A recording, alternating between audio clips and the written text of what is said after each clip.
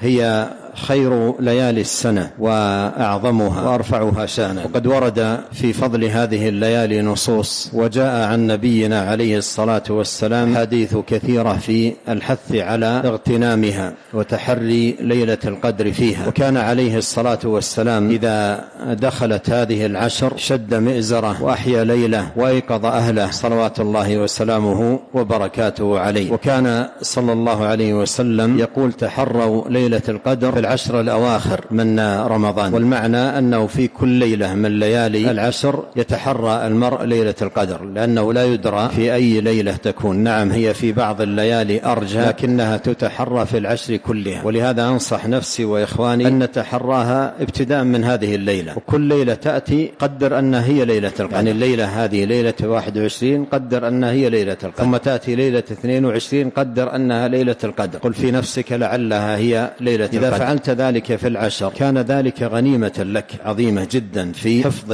وقتك في العشر، في ذكر الله عز وجل وتلاوة القرآن والصلاة، صلاة الليل. وأذكر في هذا المقام بقول نبينا عليه الصلاة والسلام: من قام مع الإمام حتى ينصرف كتب له قيام ليلة. إذا صليت التراويح ثم أيضا صليت التهجد والوتر مع الإمام فهذا يكتب لك قيام ليلة، مع أنك لم تقم الليل كله وإنما قمت بعض الليل، ربما يكون ثلث الليل أو أقل من الثلث، ويكتب لك قيام ليلة كاملة. فإذا كتب لك في العشر قيام ليلة كاملة معناها أن ليلة القدر كتبت لك بإذن الله عز وجل قيامها كاملة إذا واظبت على ذلك في العشر كلها.